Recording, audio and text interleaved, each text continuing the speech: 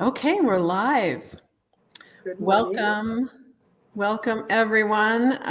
We're here live at the We're Nearly There podcast. This is our third full episode, and we have a Wow. special guest with us today, Karen Wagner. Thank you. Super excited. I'm just going to introduce you, Karen, really quickly before we just start talking, and hopefully I can get a little wisdom from you over the next hour or so. Ooh, So, Karen Wagner advises and teaches people how to create their own wellness with the products of Young Living essential oils and the traditional form of Reiki Usiu Shikiryoho. These modalities can stand alone holistically or be an enhancement to traditional medical treatment. She started her dedication to healing practices in 2001. Her approach to healing is by way of the wholeness of mind, body, and spirit. wow, So, makes me sound really good. yeah, you are really good. I'm so excited to be sharing this with my audience and my friends. They've heard a Oh, lot about you. If they're friends of mine, I'm sure already. thank you. Honored Um, to be invited. Thank you. Thank you. You're welcome. And the topic for today is actually purposeful nothingness and how that relates to the whole healing thing and wellness. And it's just I'm really excited to talk about that and to think about what that means to me, and hopefully get some feedback from the audience. Right now, we're live with Twitter, LinkedIn, and Facebook. We may get some.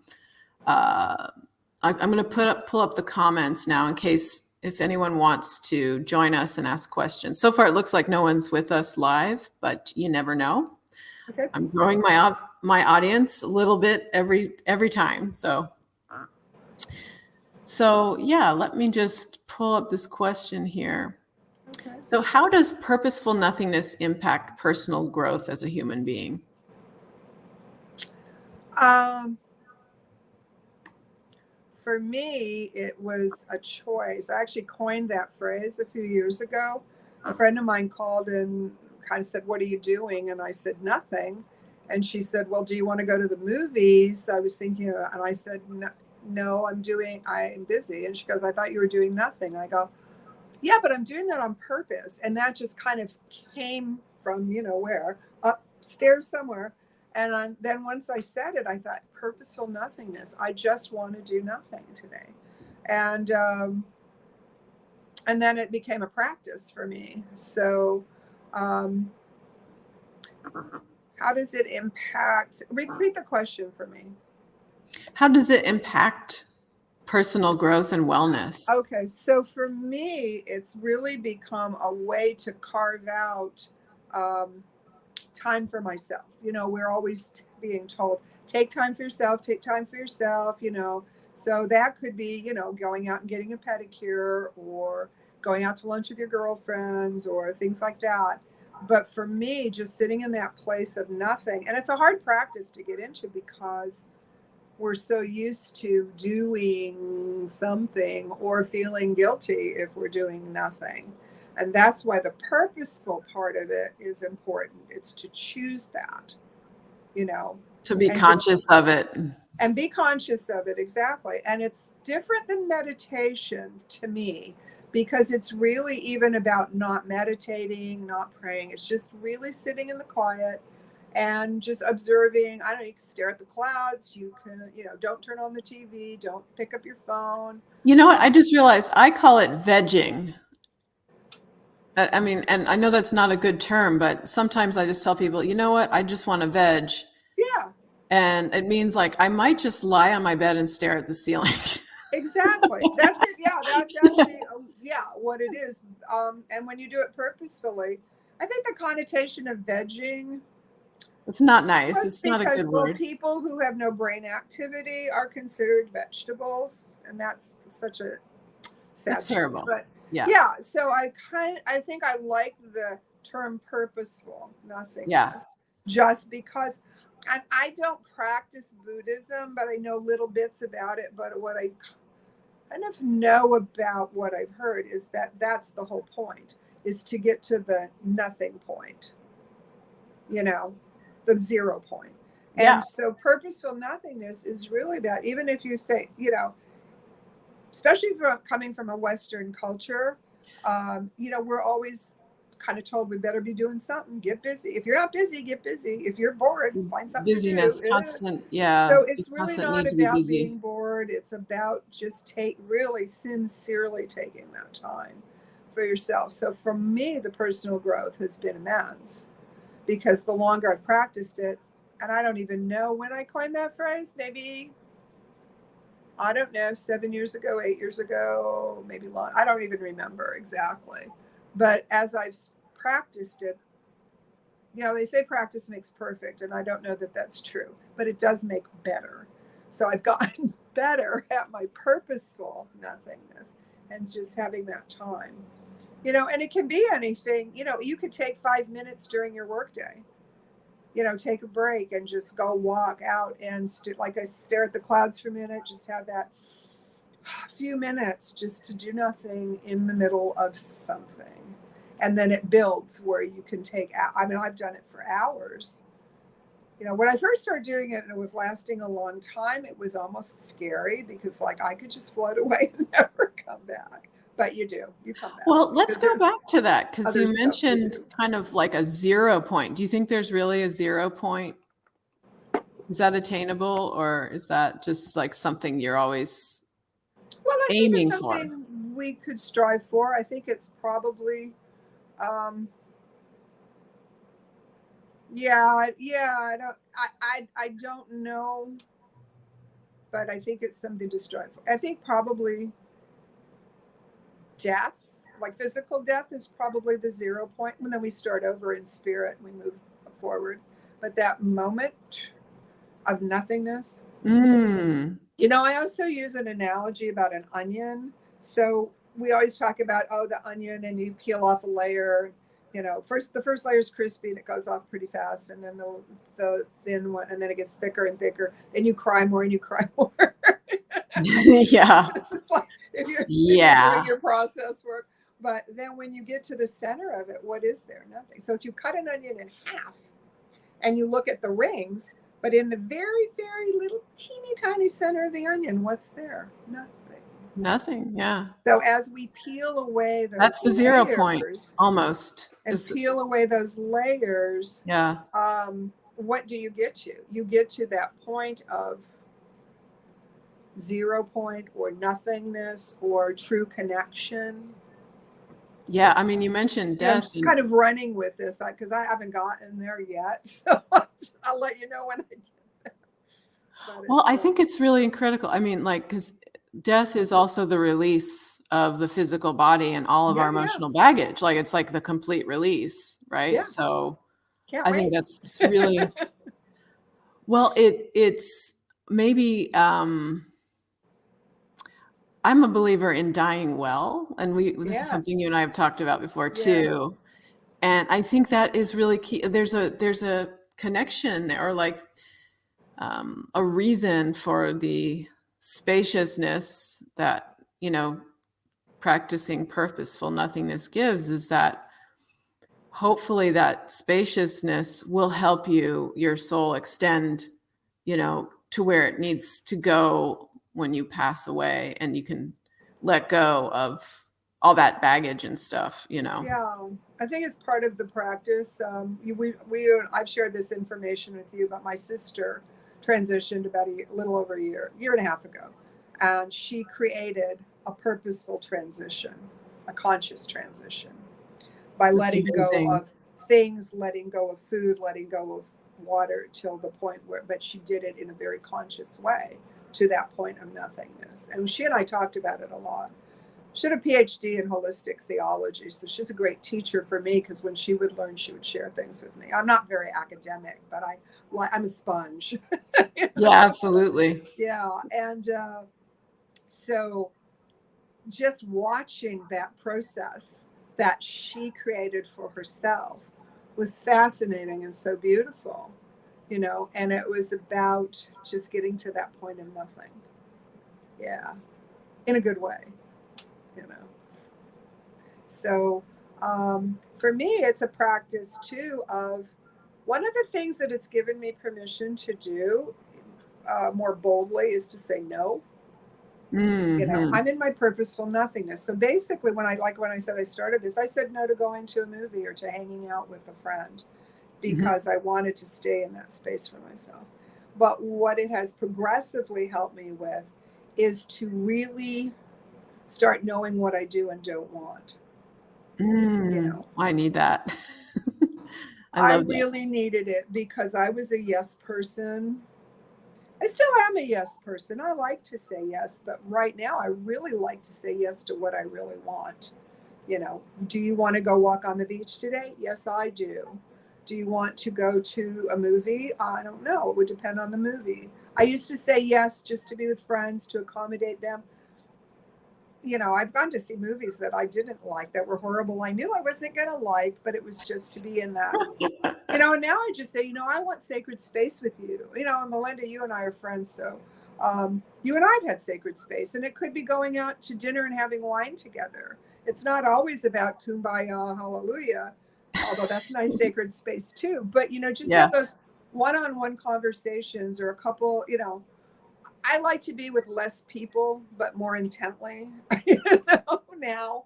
And I had a hard time saying no to crowds and concerts and big stuff, So now I am more comfortable that I've practiced this purposeful nothingness to say, no, that doesn't suit me. And I'm not saying no to you. And I appreciate the invitation, but no, I don't want to go to the big concert with 10,000 people. But if you want to go and sit on the beach and share a sandwich, pick me. So that's just helped me personally. And I've actually shared that process with a lot of my clients and friends. And people have come back and said to me that it really has helped them, that it didn't make sense at first. But then all of a sudden they would be just kind of sitting there like staring out into space and go, oh, maybe this is what Karen meant about purposeful nothingness. Yeah, love it. Like, and so observing themselves doing it is kind of the first step toward doing it, doing it purposefully. And I think my big quest, if you will, or calling is that I practice on myself first. I try my best. I don't even like that word try. I continue to step into more and more healing of myself because I do feel, I heard this a long time ago and it made so much sense to me that I pretty much lived it. We, as healing people who work in the healing area, healing arts, we can only heal to our own level of wellness. Oh, tell me more about that. Well, I heard that, and it just, I hear things, certain things, even when I first heard the word Reiki, there's this little bell, tincture bell or something that goes off in my head. It's like, that's for me, ding, But I heard that we can only heal to our own level of wellness. So let me give you an example that's more generic, but if you went to a specialist in weight management and they were overweight and their skin was bad, would you want to take their advice? Good point.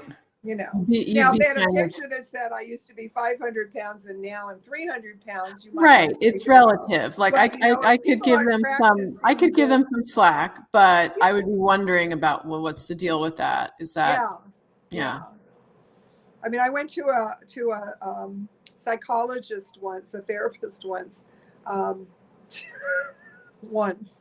and she was a nervous wreck. And she was biting her nails and she was overweight and she was just rattling around stuff on her desk. And I thought, here's my card. Maybe you should come and work with me. It's like, I can't work with somebody who hasn't done their own work. And so I don't ever want to present myself, I guess, as someone who can help you if I'm not working on helping myself. Yeah. Yeah. I I mean, guess that's the I simple guess, synopsis of that. I guess I can see how someone could heal someone, or not heal them, but offer them something healing, even Yeah. if, like, despite their own shortcomings in that area. I can see how that could happen as well. Well, I have many of those. So, yeah.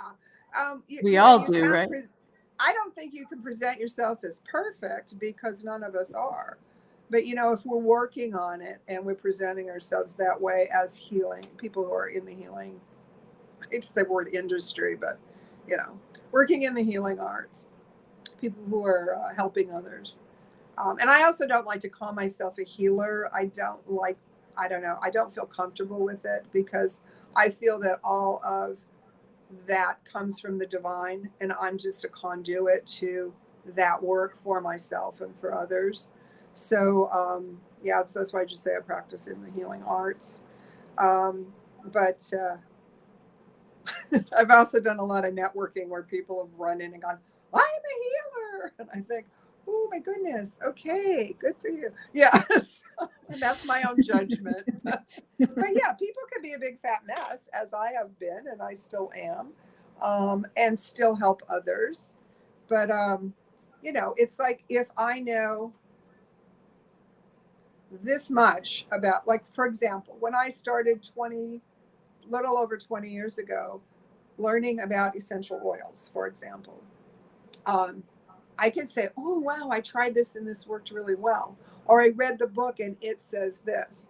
Or I've talked with people who have da da da. But after 20 years of experience in using the products, helping people learn about their own wellness and through the products, I've gotten better at it. So it's like I've elevated my knowledge in order to help others. So instead of saying, oh, you can try lavender, which please do, it's really good. Mhm. There's a whole wide range, and there's a whole there's so much research about the chemistry, the phytochemistry of essential oils, and you know, there. So as I've learned that, I feel that I am more capable of helping others because I've learned it myself and I've helped myself. Or meditation, you know, when I first started meditation, I'm never going to get this is stupid. Who can sit quietly for an hour? Turn off your mind. I don't know. I know you have a mind that goes too. So you Yeah. know when you talk to I somebody, can't you say, hey, meditate. If people what ask are me, you thinking about? And they yeah, say nothing, and you're like, liar. yeah, But there are people who can think about nothing. And now Mhm. I can think about nothing, especially as we go back to this practice of purposeful nothingness, for short snippets of time. And then something will pop in. And meditation works the same way. When something pops in, you don't go, oh, I can't meditate, that's stupid. You know, you just say, Mhm. oh, that's interesting thought. Thank you. And then get back into that little zone, you know. So, Yeah, I think it's important not to force it. I mean, just from my experience, because I am like, I'm always like analyzing and worrying and thinking and whatever you want to call it. yeah, If I start to feel like I'm forcing it, I'm like, you know what? I'm done. Like, this yeah, is not a yeah, meditative moment. But if I can just almost feel like I'm within, or I'm more focused within, it's like a feeling that shifts. There's like a shift yeah, that can happen, which is fantastic. yeah, yeah. It is. I would say for me, the difference in like meditation, because most people are somewhat familiar with meditation versus purposeful nothingness.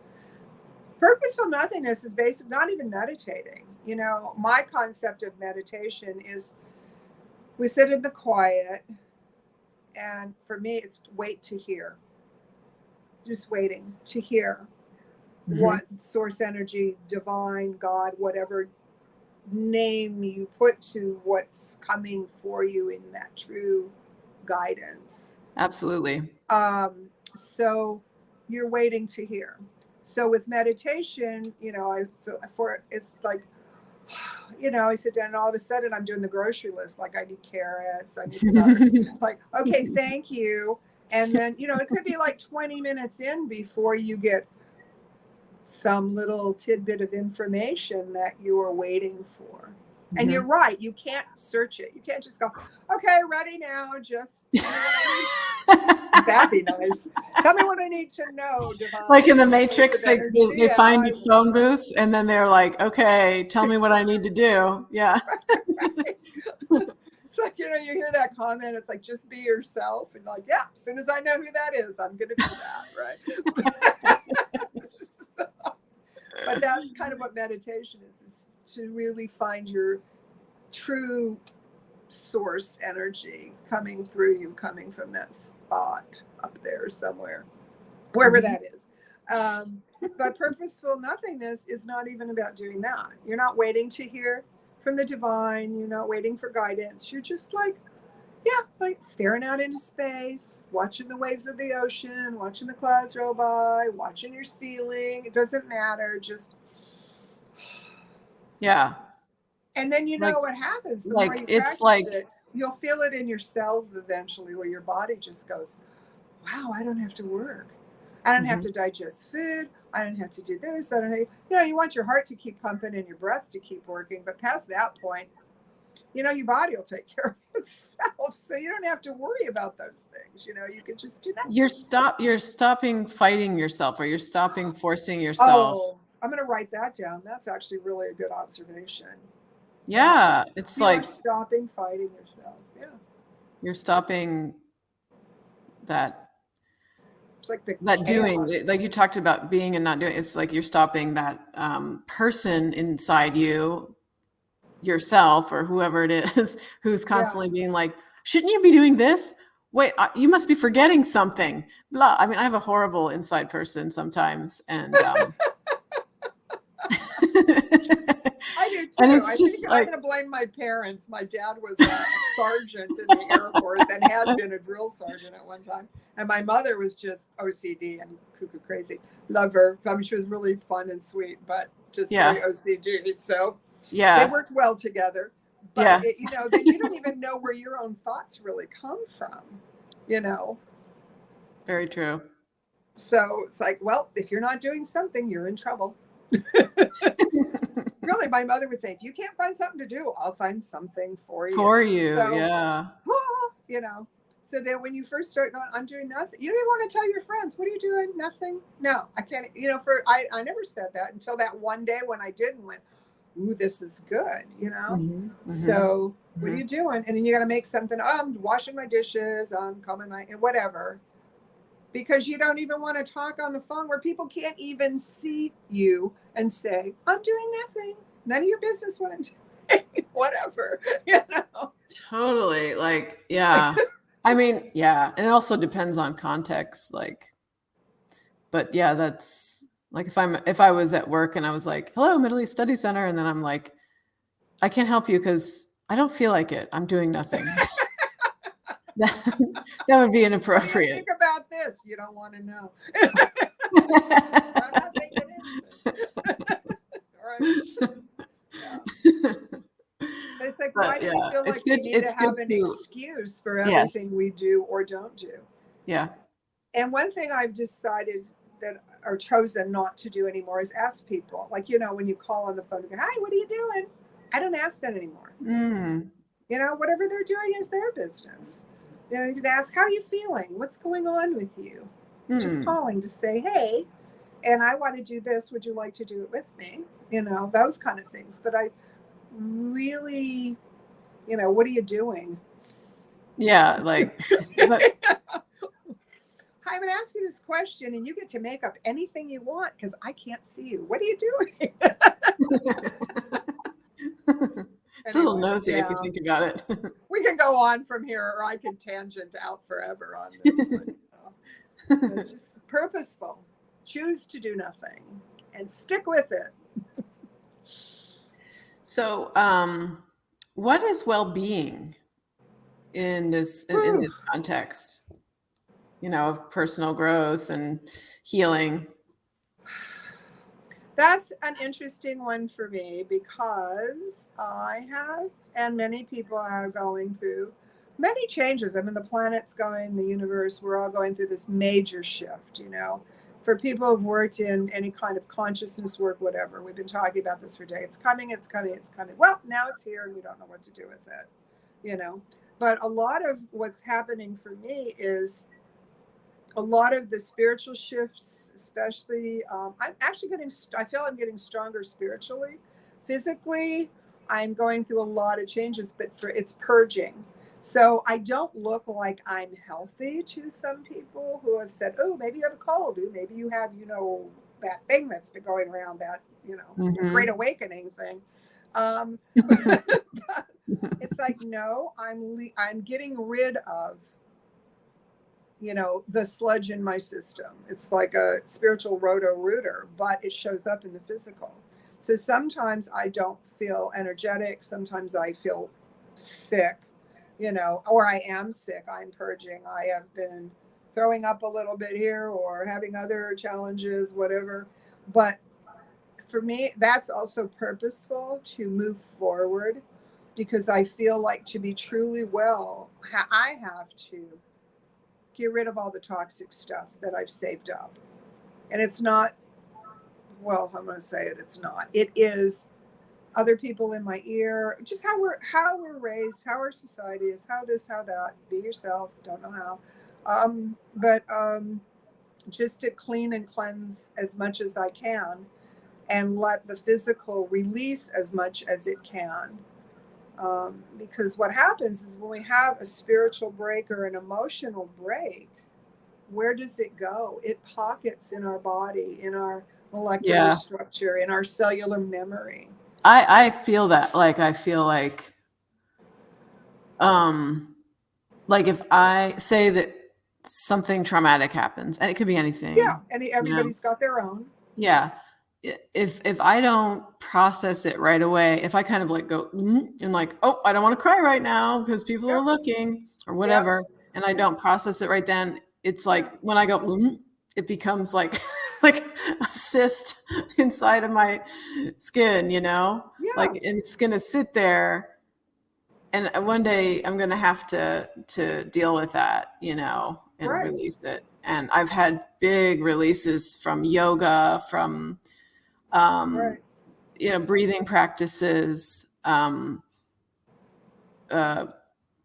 know, like kind of more violent ones from those practices, like very, very, you know, painful, intense physical. And then I've had also more slow releases from different practices, or having a healing encounter or experience, or, you know, working with someone like with you or others I've worked with, where it's, you know, maybe a more subtle shift, but still noticeable, you know. Right. Well, it's not easy. No. But it's very simple, because when we make that choice, you and I talked about this earlier, but I was sharing with a client a cleanse that I do where magnesium's used. And magnesium is what they give you in the hospital when you go to have a colonoscopy, because it cleans you out completely. Okay. I don't have to get too graphic it does. about it. No, I know. I've done that everybody cleanse. who would Yes. hear this will know what I'm talking about. Yeah. And if you haven't, just mix up some Epsom salts and drink those, and you'll know what I'm talking about. Oh, yeah. And it's the best cleanse ever, because it really just, everything goes out of your body. And then they can go in with their scopes and really check out what's going on for you. And anyway, so my point of this is that I was sharing this with a client and saying this could be beneficial for you. I never tell anybody what to do, but I give them ideas and they can choose, you know, choose what you want. And she said, oh, that's so gross. I would get diarrhea. I would feel terrible. I go, yeah, you'll get that. You'll get cramps. It will not feel good till it's done. And then you will feel amazing. Because again, it's that nothing, that empty point, you know, we're like, I'm totally empty. Now, if we could just get in the habit of only putting good back in. Yeah. That's the trick. Kind of when they do it. It's like this work where they. I have the slow backslide. I mean, I'll keep it up for several years, and suddenly I'm like, oh, I've gained a little weight there. And and you know, part of that is not just, you know, our indulgence in champagne and escargot. It could be, you know, the stuff the Hmm. emotional stuff, the spiritual stuff, the stuff that we That's participate a in that good we want to point. say no to. Yes, thank you. Yeah, It's not absolutely. just the food, Yeah, although food is that's my inner saboteur again saying you backslid, but it's more like probably I've been with my yeah, emotions and then with yeah, food, yeah, yeah, yeah, exactly. Yeah. So yeah, so with food, it's kind of like if you say, "Oh, I shouldn't do this, but I'm gonna anyway," you know, people do that. Oh, I really shouldn't have that cookie, or oh, I'll just have cake because it's somebody's birthday. Well, first of all, you can look at somebody's physiology and go, "You eat more cake than you're admitting to." Yes. But if you tell your body, "I shouldn't do this," and then you do it, your cells they can't tell time and they don't know what you're doing, so they just hang on to stuff. On the cellular level, they're just hanging on to the stuff. It's not the food particularly. I mean, the food goes through our digestion and goes They're that confused. way. They're like, "Oh, But the cells we are don't going, do "I have this." no idea what you're talking about. Let me Yeah. just hang on to that for a while." And then Yeah. all of a sudden, we're carrying weight, whether it's the physical weight, with the up and down, like on the scale, but it's also that emotional weight and even that spiritual weight. We can't be really connected if we're so heavy all the time, Yeah. in the heaviness of life and choices and things. So That's profound. Yeah. I mean, I think sometimes just doing something is almost like a message, like you said, to your cells or to your physiology or to your spirit, maybe like saying, like saying to yourself, I care about myself. I'm right, valuable, has a powerful impact on every level.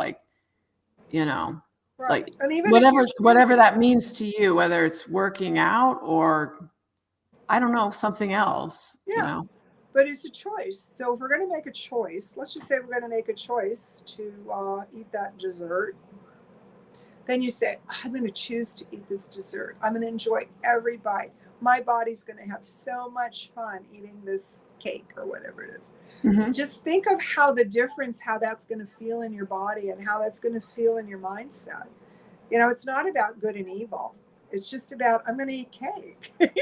But we make it all this stuff, and then our body That is doesn't so like it. true. Like, Yeah. you know. Well, and And I think when you're that's doing something actually and really enjoying it, it's just you're delightful. You feel light. You feel wonderful. So it's a choice. You know. and I know there was this study. I don't know if I can find it, but basically, if you categorize foods as good and evil, you're less successful with calorie restriction and Totally discipline. agree. There's a Totally agree. psychology behind it. Right. Well, here's the sad thing too. I mean, is it what, I don't know, Constitution, the bill, something where it says all men are created equal and women. The truth Mhm. is, we're not. We are created in a certain image, if you will, but at the same time, we all have, our different DNA, our different this and that. So when you're trying to categorize the food as good and evil, or whatever is good and evil, it's like, no, because what might be good for me in my body might not be good for you in your body. We're just talking about this. I used to love coffee. I can't drink coffee. Every time I drink coffee now, I feel horrible. It's like coffee saying, "We don't like you anymore." Yeah. You can't have, we're going to Yeah. make you feel not good. So Yeah. I've really started to pay attention to what I eat and drink. And so here's the thing. I just had champagne recently. Felt wonderful. Now, some people might say, "Well, that's alcohol. That's bad for you." But I feel joyful. I'm a celebratory drinker. I drink with a friend. I don't drink alone. That was never my calling. So when I'm having a champagne, I'm really enjoying the conversation. I'm really enjoying the time. And I just feel lighter and brighter for it. So it's really about how we perceive things to be good and bad, and also how we can choose that.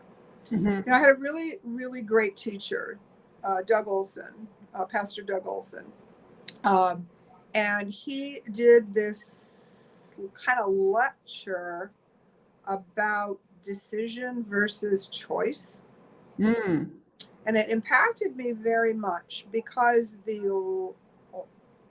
and whoever jumps in and wants to correct me if I'm wrong, but I think it's Latin term, decide, patricide, homicide. That side is like a finality, you know. Okay. So when you decide, I decide I'm going to be a professor, and good for you, you know, I'm going to get my doctorate. You decide that. If you don't complete it, you feel that you're a failure. Right? But if you choose to do something,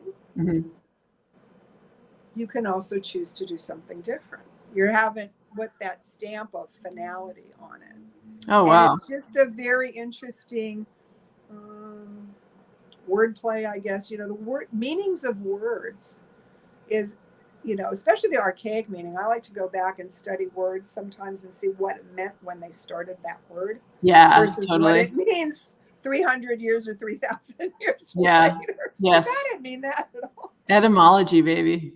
Yeah, my name is perfect. Love it. You know, perfect example. Karen, all the Karens in the world, we must be crazy nutcase people. But the word Karen comes from the Greek and it means purity. Wow. So beautiful meaning. We Yeah. Karens have gotten a bad rap lately. I know. But anyway, so decide or choose. Decide or choose. I'm going to choose to, you know, study. That's really helpful. Yeah. And if I'm halfway through my study and think, this is not me, I don't want to be a brain surgeon, then you can choose to go study something else. It's being less authoritarian with yourself. It's being less authoritarian with yourself. But it's how the words have the frequency and the vibration too. Yeah. You know, so I have no idea where we got on that subject, but it was just a great lesson, you know, decide or choose. So choose to do purposeful nothingness. Choose to do it for 5 minutes. Don't choose it at all. You know, it works for me. If you try it and you don't like it, or you hear it and go, that's stupid, don't do it. It's okay. You know, but it's just, for me, it works for me. It's worked for a few others that I've suggested it to. So, and it gives you permission to be yourself, to do nothing. It just gives you the purposefulness of it. Gives yourself permission, you know, that you don't feel guilty about. I'm just sitting around doing nothing, you know? Yeah, that's powerful. Because it's like acknowledging yourself. Yeah. Well, you know, my mom, I cared for my mom for the last 9 years of her life. And that was not easy. Oh my gosh, yeah. Some but joy that was really difficult at times. In that, and a lot of prayer work about forgiving myself for being resentful sometimes. But she used to say things like, "Oh, I should really do something," you know. I said, Mom, you spent your whole life doing something and wishing you had time to do nothing. Now you have all the time it takes between now and when you leave the planet to just do nothing. So then do nothing if you want, you know. But even at 80-something years old, she still had that mindset driven mostly societally. You have to be doing something to be of value. Yeah. You know? Oh, that's it. I mean, when have you done enough that you can sit down and do nothing? 82, 85? She left at 87 and a half, so maybe that's the magic number. I think that's the deprogramming piece of it for me. Sorry, what? I think that what you just said, that our society is setting this expectation of doing something because that's seen as the only way to be of value. Yeah. And I'm not saying that, you know, everyone's entitled to stuff without earning it or anything like that. But I think that there is value in just being present with people, with just being there is valuable. Like just being a human, you know. Yeah. I'm a big believer in that, and I don't know if I always was, though. I think that goes to a really deep core of kind of self-esteem and your willingness to ask for things and believe in yourself. And like you said, like helping you know what you want. I think it has to do with that. I really like that. I think that's a really great kind of deprogramming of this constant expectation of busyness and doingness, and also doing it in a way that's very uncritical and not even questioning if like what you're doing matters at all or is like good. Well, we have to keep and on a personal level, I think we just have to take the vote away from everybody but ourselves. I may have lost friends because of some of the things I do or say no to. And I don't know if it's lost or just we've all just gone in separate directions. There are many less people in my life now than there used to be. Mm-hmm. But the people that are in my life are people who show up, people who have great value to me. I feel like I'm of value to them. And so I don't really miss the other people. I just, in Hawaiian, because I live in Hawaii, there's no real term for I miss you in the Hawaiian language. So it's more of a remembrance. I remember you. So when people cross my mind that I don't hang out with anymore, I just go, wow, I remember we had that great time. Thank you for being in my life. What happened to them? And they haven't called in years, and whatever. Just let that all go. Let it go. Like the Disney song, let it go, let it go. Let it go. Let it go. Those were also, there are a lot of people there that I subjected myself to judgment or doing things their way or whatever to be a people pleaser, Yep. And but I wasn't pleasing myself. And that's where I think that purposefulness in sitting with yourself really starts to, I'm just going to speak for myself. It has helped me define what I really do and don't want. And I'm still working on it. I catch myself every once in a while saying, oh, yeah, that sounds great. And then in the midst of it going, not so much. I'm still learning, to discern what's best for me, but, but I'm better at going, halfway through something going, you know what? I'm going to go now. Love you. See ya. I'm going to take off, but have a good rest of your evening, instead of sticking it out, being a good sport. Mm-hmm. That was always a big thing in my family. Had to be a good sport. Be a good sport about it. Kind of suck it all up and be a good sport. Suck it up. Yeah. Yeah. Don't cry or I'll give you something to cry about. It's like, I already got something to cry about. Thanks. What was that about? I'll give you something to cry about.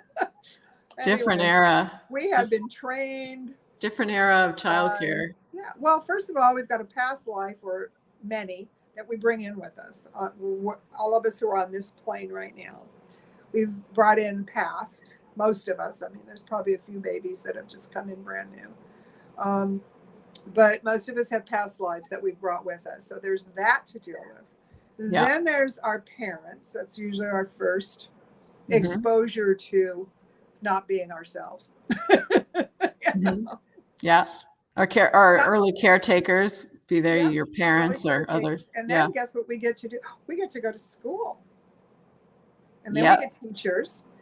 And the discipline of that, what time to sit down, what time to stand up, when the bell rings, those, it's like Pavlov's dog. Whoop, go to math class now. Yeah.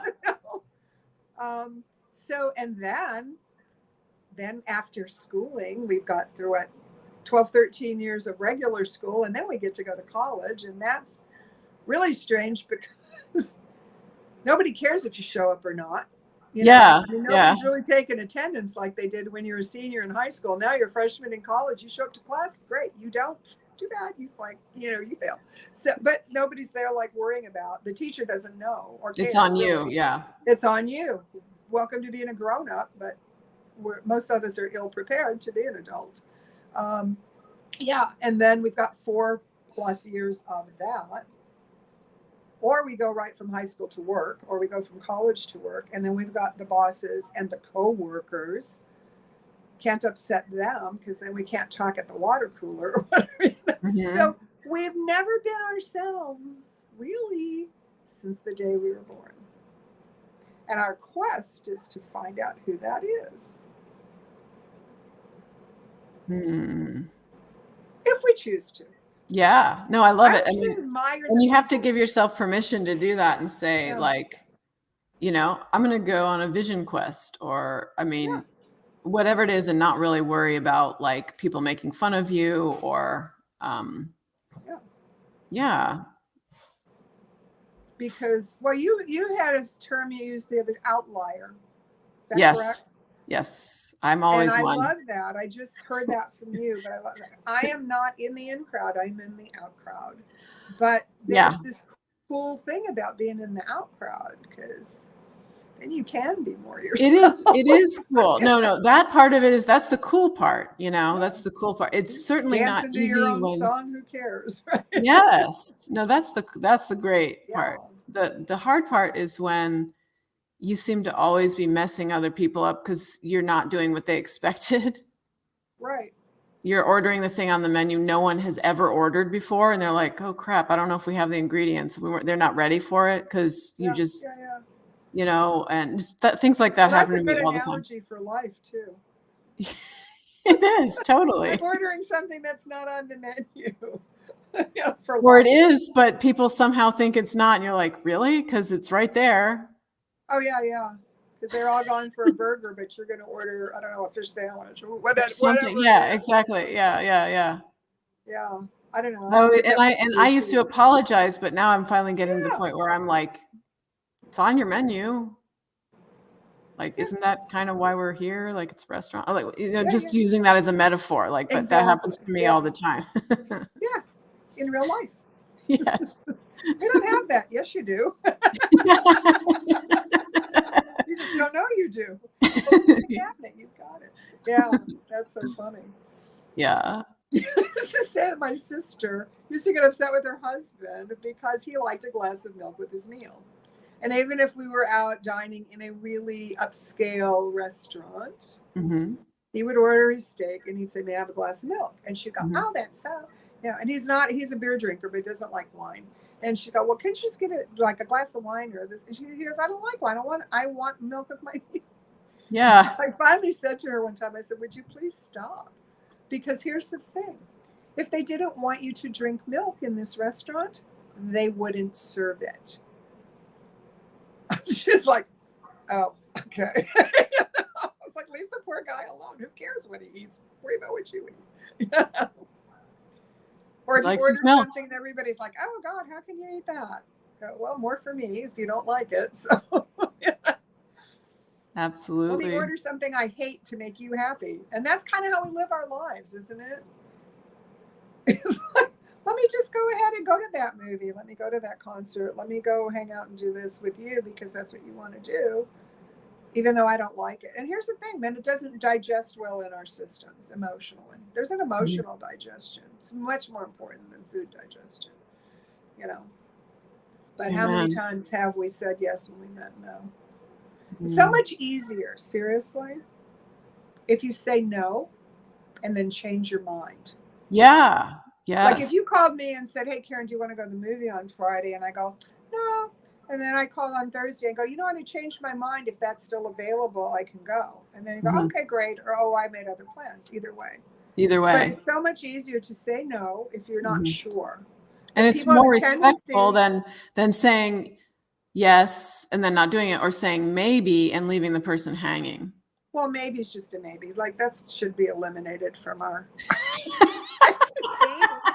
Do you like me? Maybe. Do you want to go to the movies? Maybe. What is that? No, that's like, I don't know. And I don't want to make a choice. So I'm just going to say maybe. I should look about the archaic meaning of maybe. That would be an interesting study. Yeah. But, so if you say yes, "Hi, Karen, do you want to go to the movies on Friday?" "Oh, yes." Well, I may be saying yes because I like you, but I may not want to go, whatever. So by Friday, now I have to call and go, "I just don't feel good. I'm sick. I don't know. I don't want to go." And then you've disappointed somebody, Mhm. or or if it's a job situation, can you take on this task? And you say, "Sure," with the 8 million other tasks you said sure to because you can't Mhm. say no. And all of a sudden you can't produce. Yeah. You can't give it the time, the effort, the energy then you're a failure, you're a loser, you're a bad friend because you won't go to the movies after you said you would. Um, but if Damn, you're going Karen. to change your mind, folks, say no first and come back with a yes if it feels good to you. I hear you loud and clear. Yes, yes, yes. Okay, so for anybody who doesn't know, I'm in my early 70s, and it took me like just till about 5 minutes ago to get this really well. But I'm much better at saying no over the last decade at least, and much better about being clear about what I want to say yes to.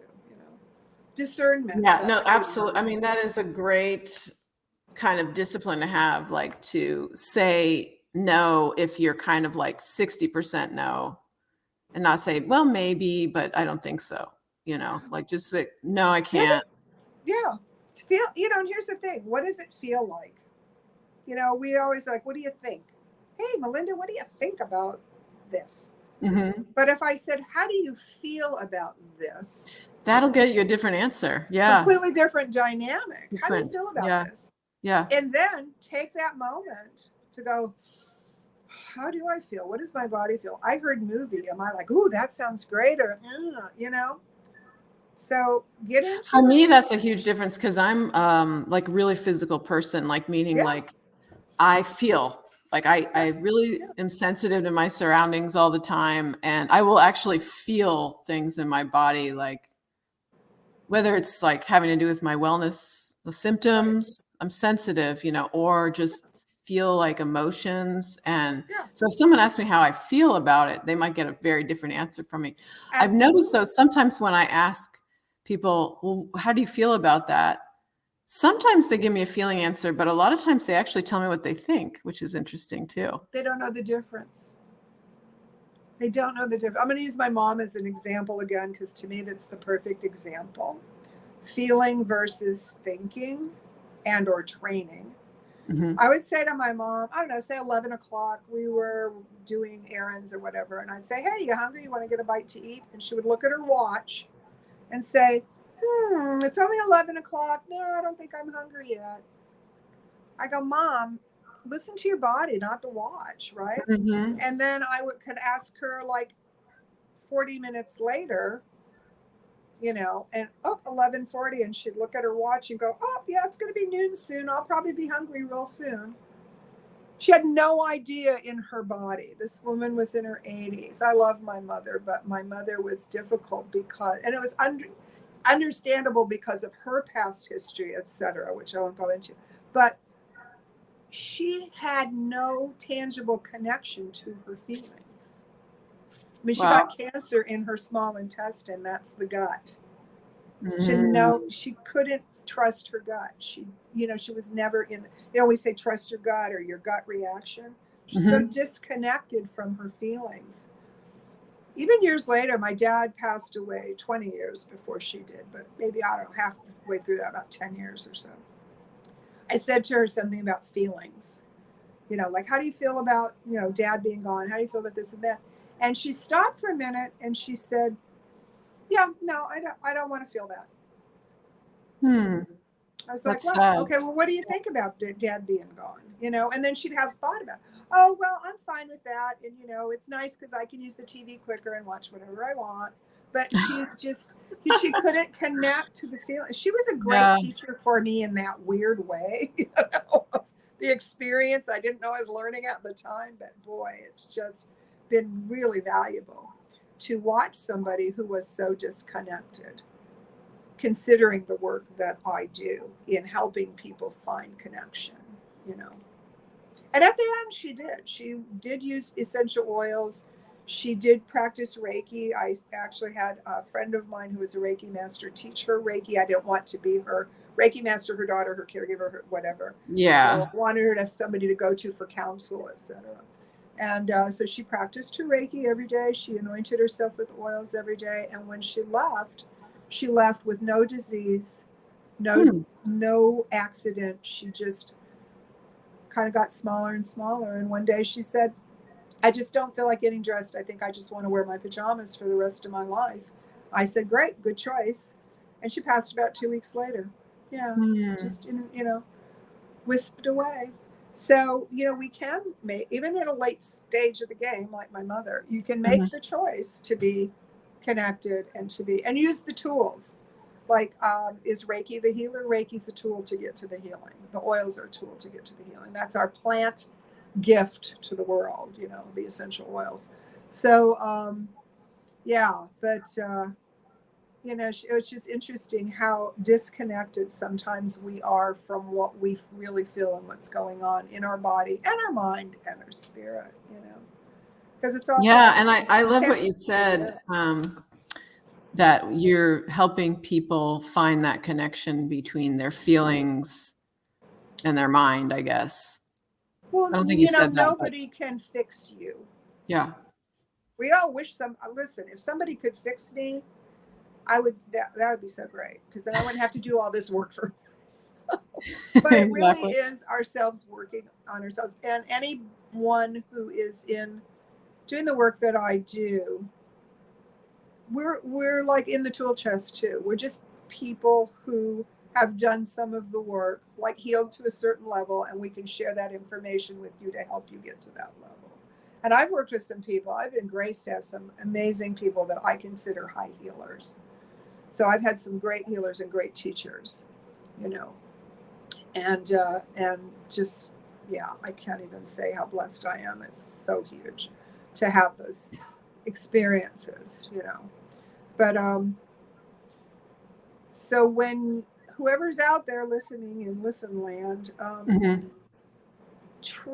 do your best to find people who are giving you a hand up, not just a hand out.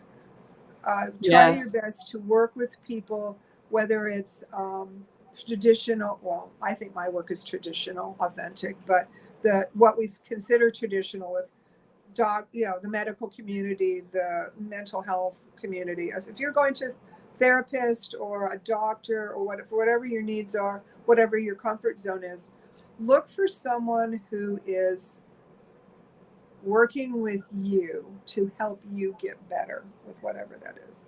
If you're just going to somebody that's like, well, I'm going to go to this person because they're going to fix me, or I'm going to go to this person because they're going to fix me.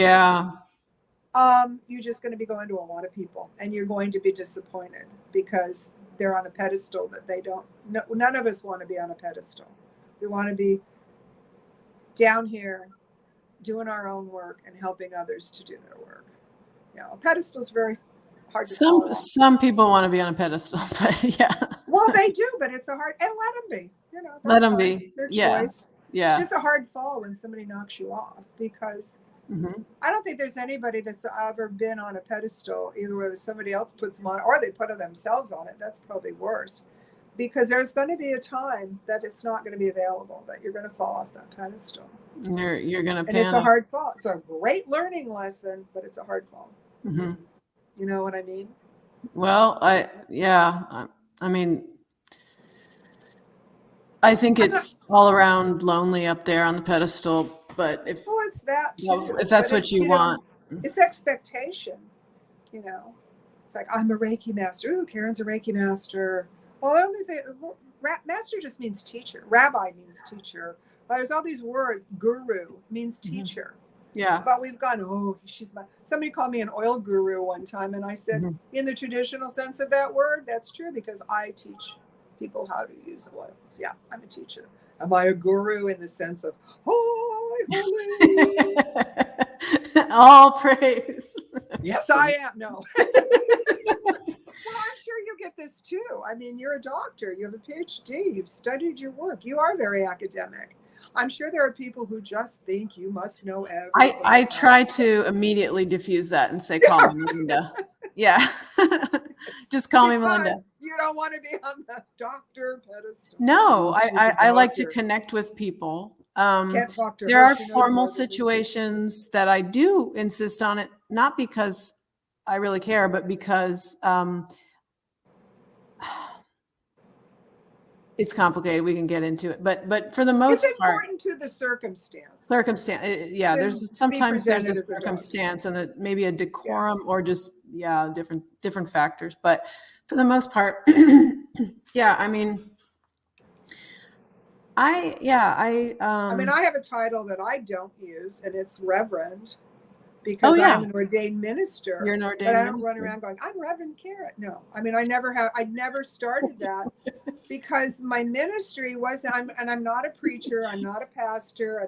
I had a little ministry where I spoke weekly for about 10 months, and it was a great experience and I loved it.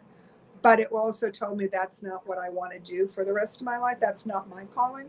So ministry to me means administering to someone's needs. So if somebody needs to work with wellness, work with this, work with that, I can help to administer that. That's what ministry really is.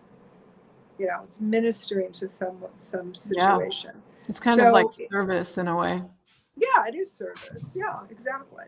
So, you know, if there was an opportunity or a circumstance where it was important for someone to know that I was an ordained minister, then, you know, they could use that title if they wanted, or just say Karen's an ordained minister, Reverend Karen. I always want to go the irreverent to reverend. Not that reverend. I like that. You know? But there are circumstances where that title that you've earned, doctor, is very valuable. You know, if you're presenting a paper, if you're presenting a concept that you've worked on, and it's, you know, it's important. You know, you've earned that. That's true. But when people go, ooh, she's a doctor, I can't talk to her, she's smarter than me. Yeah. Well, it's like, I might know more than you do about Middle East studies, so let me teach you and help you learn too. That's the point. And I'm sure I'll learn from, you know, from that person something too. So it's never like one person's the teacher and one's the learner. And, you know, it's always a collaborative situation. Absolutely. At least when it's authentic and you're really connecting. Yeah. And I mean, yeah, so I love this topic, but it has gone after an hour. Oh my goodness. So maybe we should talk, maybe we should make that a focus next time, like talk about teaching and learning. Oh, we're going to have it next time. That'd be great. Yeah, absolutely. Yeah, love it. And I just wanted, before we wrap up, I thought I would just ask you about like what your focus is now with your practices, with your, you know, any business projects you're working on. Okay, I've moved around a lot, and that's the subject for another time too. But right now, I am back in Hawaii, which is my home of my heart. So I'm just kind of reevaluating what I am, what I want to do. I do some intuitive reading virtually, and I will be happy to guide people if they're interested in essential oils to.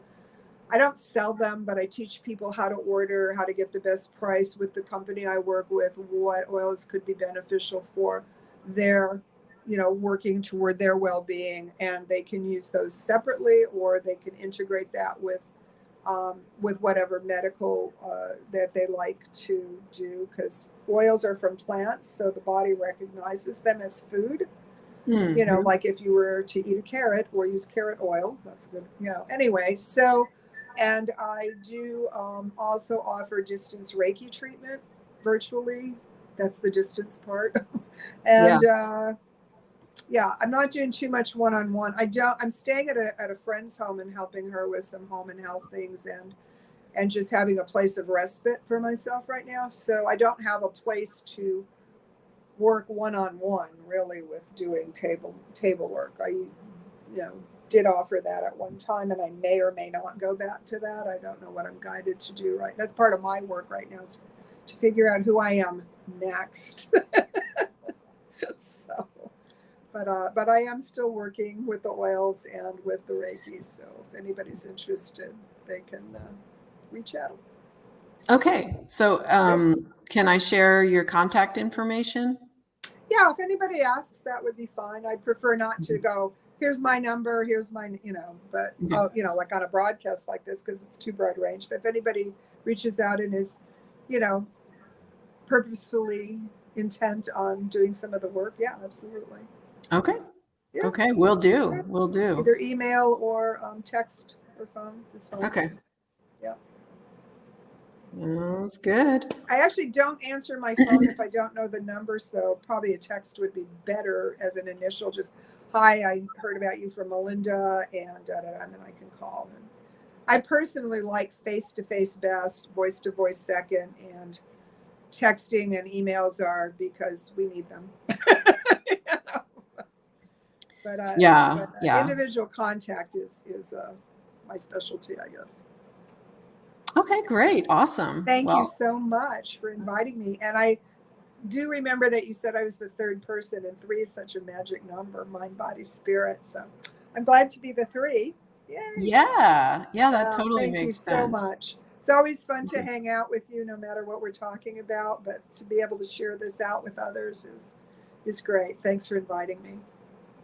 You're welcome. You're welcome. Good. Thank you for joining me today. And thanks everyone for tuning in. Thank you. And keep on listening. Soon this will actually be a podcast. Like technically it will be on podcasting apps and platforms. Since we've done 3 full episodes, I'm going to push it out. So, I'll, spread the word, everyone. Thank you so much. Take care. I'm going to end the broadcast.